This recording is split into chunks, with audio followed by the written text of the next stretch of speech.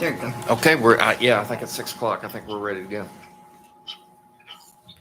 6 o'clock, and we will begin our Board of Education meeting with the Pledge of Allegiance to the flag. Nikki, would you like to do that? I pledge allegiance To the flag of the United States of America and to the republic for which it stands, one nation, under God, indivisible, with liberty and justice for all. And tonight, the board members present are Dennis Ashworth, Mark Ross, and Jonita Jackson. Missy Hall and Randall Troutwine are with us as per phone.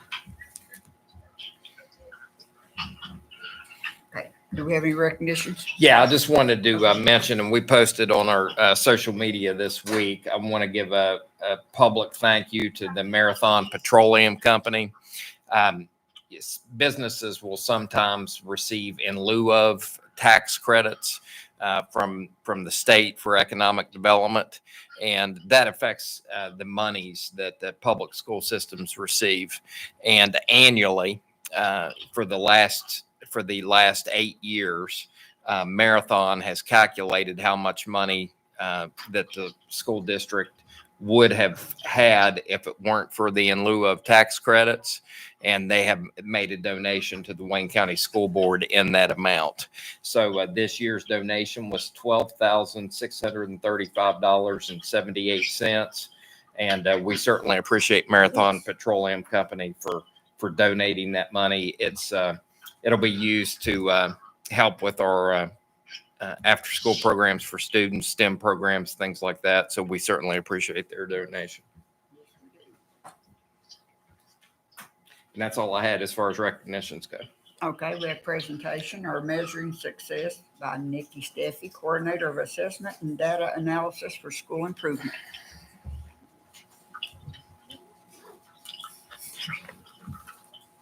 Thank you. Thank you. Sure.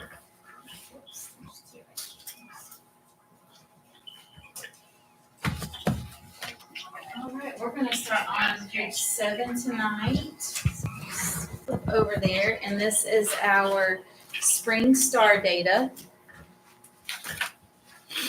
So at the bottom of page 7, you can see for our grades 2nd through 12th are fall, winter, spring, and then that column on the far right is the growth from fall to spring. In STAR reading, we had an overall growth for the district of 7%. You can see that all of our grades showed growth, with the exception of 8th grade. We had a slight decrease from fall to spring. And then for STAR math, we had an overall growth of 5%, with all of our grades showing increase, with the exception of 6th grade. These numbers of overall growth are very similar to years past. That's typically about what we see overall. So it's consistent with what we've seen in previous years. And if you move on to the next page, page 8, this is our high school data. So all of our 9th graders have been taking the PSAT assessment. This is something that you all have approved the purchase of, which is really great because it helps our students prepare for SAT school day, which is what we are held accountable for when our students are in 11th grade. So PSAT 8-9, you have 2 years of data there, this school year and the previous school year. And just keep in mind, these are 2 different groups of kids. But in looking at that data, we like to see how we perform in relation to the state. So that percentage, it's in the middle there, percentage meeting that reading and writing benchmark. That's the College Board benchmark. You can see the state took a 6% decrease there, and we've taken a 3% decrease. So like I said, it's 2 different groups of kids. Usually they perform similar, but what we like to look at is, how our kids are doing in relation to the state. So we did have a decrease there, but it's not as significant as the state's decrease. Math is more positive with our 9th grade students. And if you look there, we went from 17% to 19%. So we had a 2% increase. whereas the state took a 7% decrease. So that's positive. Going on down to PSAT 10. Just one question Mhm. before you go on. I see over on the left-hand side, the percentage meeting both benchmarks, Yes, meaning they met the math and the reading. math and the reading. Last year, we were 3 percentage points below the state, but this year we're 5 percentage points Yes. above the state. So going on down, we're looking at similar data with our 10th grade students who took the PSAT 10. And once again, that percent meeting the reading and writing benchmark in that middle column, you can see we took a 2% decrease, similar to the 9th grade data. The state took a 6% decrease. So once again, we do have a slight decrease, but it wasn't as significant as the state's decrease. And then if you look over at the math, we had a 2% increase as well there, whereas the state just had the 1% increase. And that percentage meeting both benchmarks, we increased there by 3%. So I think it's positive there. And then below that's SAT school day data. This is what we're held accountable with the State Department on the balanced scorecard. I'll present out on that next fall when that comes out. The scorecard includes your GSA data as well as SAT school day data for 11th grade. And if you look at the reading and writing benchmark here, that percentage meeting, we took a 10% increase, whereas the state just took a 4% increase. So that's very positive. And then even in the math, we had a 5% increase, where the state had a 2% increase. And then over on that far left, we also had a 4% increase of students meeting both benchmarks. So I think we're trending in the right way here. One thing that we did differently this year is our 11th grade students piloted something called Horizon Assessments, and it went really well. We've had a lot of feedback from administrators and teachers and even students that have said at the high school level they would like to do different testing other than the STAR assessments that align more closely to SAT school day. So we found a program, we piloted this year with just our 11th graders. It went really well. So you are probably going to see a PO here in the next month or so for that. So next year, what we're looking at doing with our assessment plan is at the high school level. We will not be doing the Renaissance, but we will be doing these Horizon assessments that mirror the SAT school day. So they have practice assessments for PSAT 8, 9, and 10, as well as SAT. It's timed the same. The students receive the same accommodations they do for SAT school day. It's formatted in the same way. So it's just more closely aligned like our state benchmarks are for GSA. So we had overwhelmingly positive feedback on that, and everyone's really excited to move that new direction next year. If you go to the next page, page 9, this is the percentage of students reading on grade level. And as you can see here, we have several years of trend data. The far right is the current school year, and you can see we've had excellent growth from fall to winter to spring across the board there. The reason why you don't see 11th grade spring data is because they were piloting those Horizon assessments, so they didn't complete the STAR assessment this spring. Another very positive piece of data on this is towards the bottom, our college going rate. They have released that data, and we have increased. We went from 48.2% to 52.1%. Mr. Alexander, correct me if I'm wrong, but we were one of the few counties to have an increase there. Yeah, and it was one of the highest numbers in the state. And on page 10, I pulled the chronic absenteeism data at the end of May, and we were right at 30%, which was an increase from April, but was still lower than where we ended the end of last school year. And then on the next page are staff data, and I believe Mr. Alexander shared this with you as well. For staff, professional, and service, we were at 17% chronically absent for May. And then the last update I have is over to page 14 with our walkthrough data. Our walkthroughs were much lower. You can see in May, we only had 61 walkthroughs documented in May, but I want to remind you, we had a 3-week testing window there. And so when students in grades 3 through 8 are testing, administrators are supposed to be monitoring that. So between that and awards and assemblies and the field days and performances, that is why we've had a decrease there. But that's mainly due to that 3-week testing window. But you can see our percentage of think ratio for low, medium, high. It's pretty consistent with what we've seen each month all year. Same with our think ratios and our participation ratios. Any questions?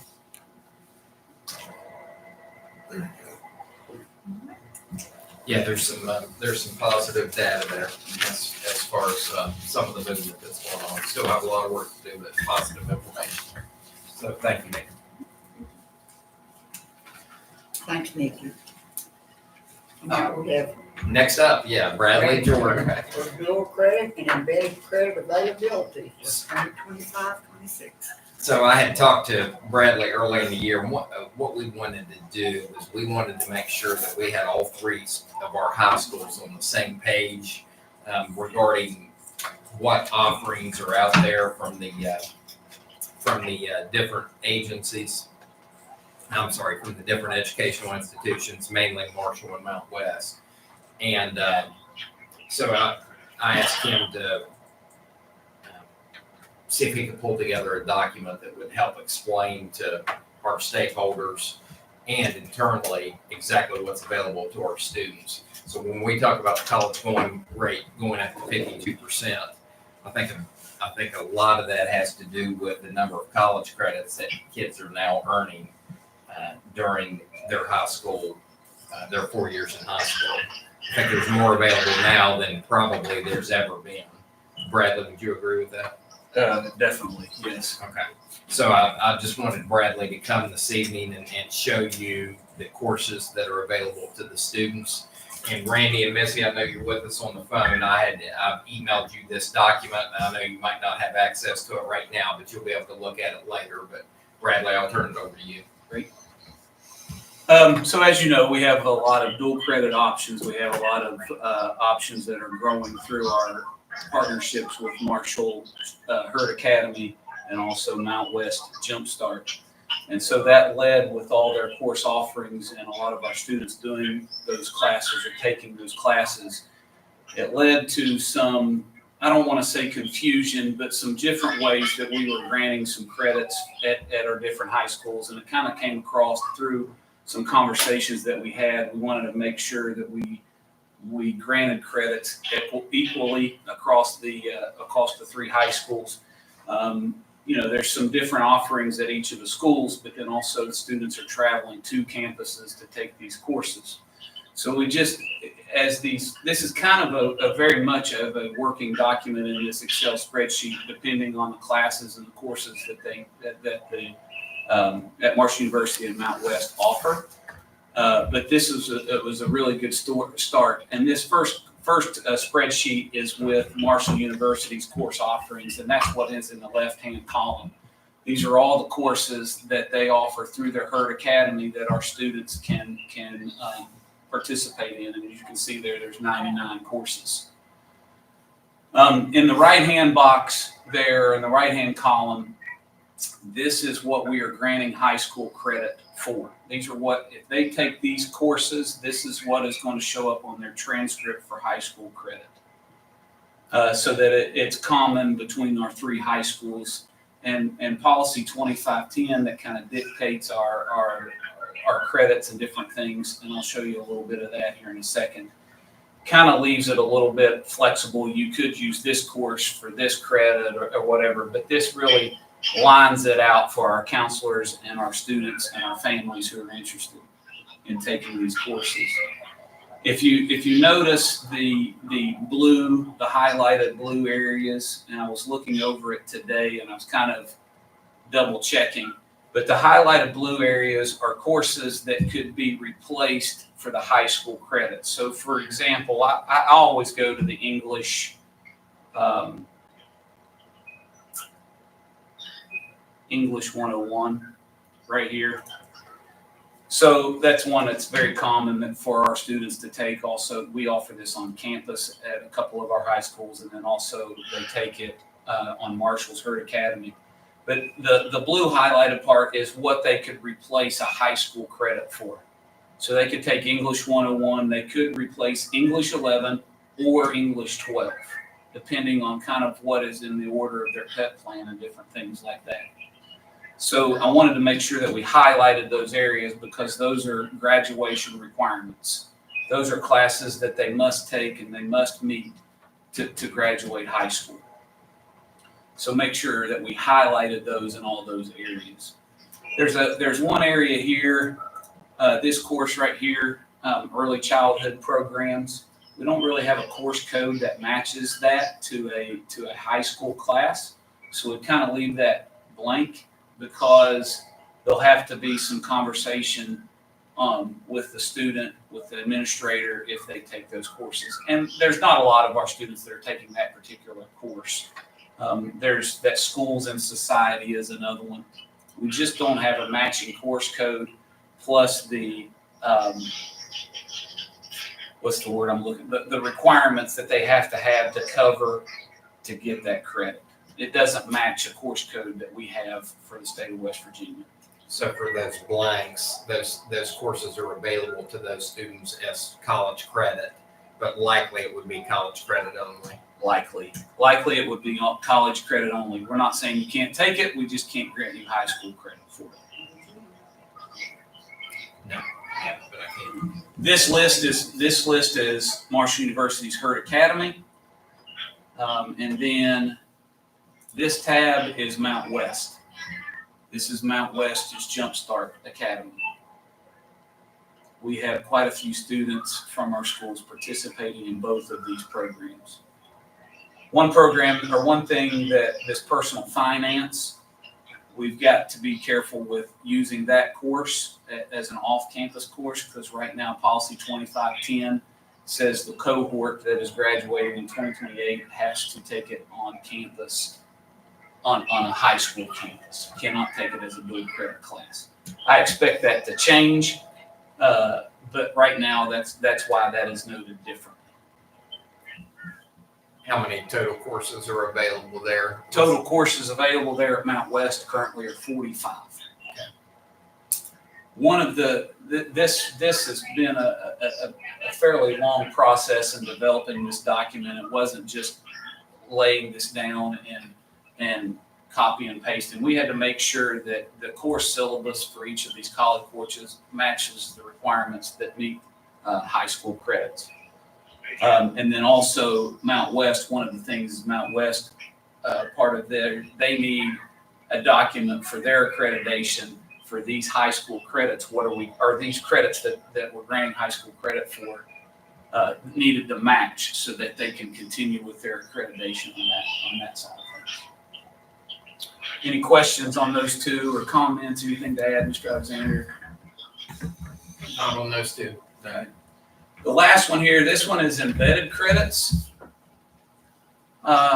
These are classes that we offer in our Wayne County schools that they can use this course to get, for example, if they can complete the agribusiness systems and that 0166 course code, which is the high school course, what we put in, and that fulfills a third science. It's a 3 sciences are a requirement for graduation. So they could take earth science and biology in their freshman and sophomore year, complete this class, and they've completed their third science. Several CTE programs there, as you can see, that affects in these courses and these embedded credits. And then under that black line is the 2-year participation in an athletic team, band, or dance. They can get a PE credit. So this document is really meant for our counselors to go by. This is really meant for them to make sure that we're giving the same credits for every student across the district. We have another document here. This is the document that we've developed that is more for our students and parents and families to provide as much information to them as possible. And then this also, we have a lot of students that are really interested in taking that 8th, 9th, 10th class during the school year. They're offered 7 during the school day, and they take those extra classes outside of the school or on campus.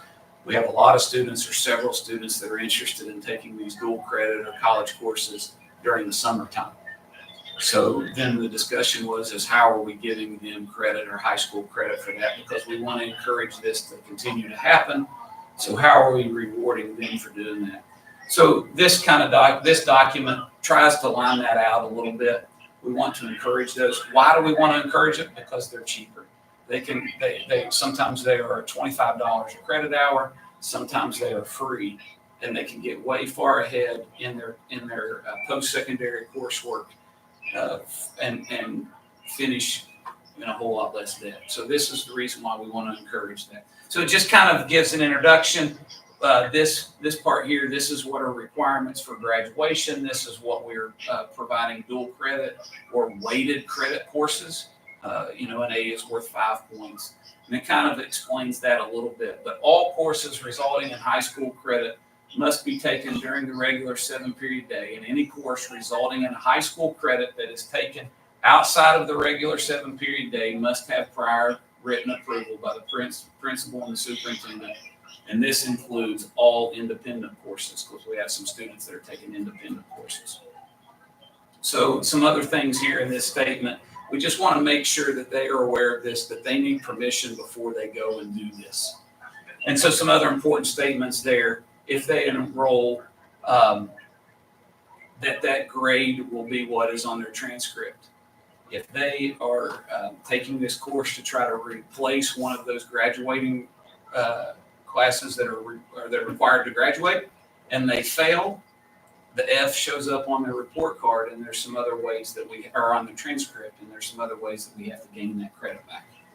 We have some students that go take these programs, fail these courses that they're required to graduate, and we have to go back and make sure that we make sure they meet graduation requirements in other ways. All fees and things are on the student's responsibility. That's another statement, and then some other things there. But it's a easy way to get to the Herd Academy course listings, the Jumpstart course listings, and then it also lists some. And these are fluid, but most of these courses are offered on our high school campuses of one of our 3 high schools. And then here's the student name, their ID. This is the course they request, the high school equivalent credit, and then they have the administrator's signature, counselor's signature, and the student's signature. All that prior to taking the course. And then also part of this document is from policy 2510. It's just an easy place to go find this from state policy. This is what's requirement for graduation. So it's about an 8-page document, but really the first 2 pages are what are the most important. These, hopefully they have questions, and that's an easy place for them to find answers.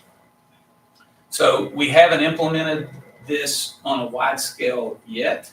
We do have a few students from Wayne High School that were interested in taking summer courses, so we asked them to complete this already, just to kind of see how this process works. I don't know if that's made it to you, if those have made it to your own. Not yet. Because that just happened at the end of last week. Any questions? Just some guidance documents trying to make it more streamlined and more equally address the issue across our 3 high schools. We'll send these to your email. Be a little bit easier to see. I didn't want to read it word for word for you. I do better with a hard copy. All right, thank you. Thank you. Appreciate it, Brandon. Yes, thank you. Appreciate your hard work. There, buddy. Yeah, it took a little bit of time to get together. And one thing, I'll add this very quickly. This is not unlike what a lot of other counties, we involved the State Department in this discussion in several areas. And they were saying several counties or most counties across the state were having this same discussion because of the dual enrollment expanding programs. That's it. You don't have to plug that in. Okay.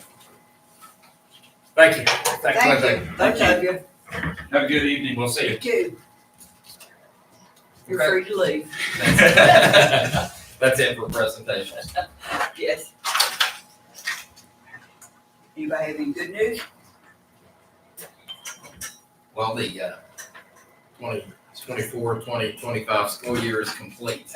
Good news. Today was last day for our faculty Yeah. and staff. And we still have some folks that'll be finishing up in the next few weeks.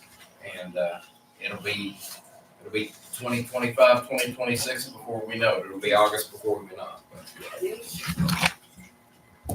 Okay, informational items, regular meeting on Tuesday, June 24th, 2025, beginning at 6 p.m. in the board conference room. Any construction project updates? We had the bid opening today for the CK Alumni Gym project. That's the renovation of the basement. Yep. The bid came in slightly over the budget for the project. And so we're going to be looking at that and considering possibly negotiating that price to get it within budget and then bring it to you for approval at your next board meeting. So you'll probably see a recommendation at your next board meeting on the bid for that job. We only had one bidder for that job. That was Neighbor Gall Construction. Okay, Wayne Elementary School update. This is the 3-room pre-K classroom addition. Sidewalks have been poured. Windows are scheduled to go in this week. Drywall has been hung, and painting is starting this week as well. So we're moving along there. We have the new HVAC that we put in multiple schools last summer.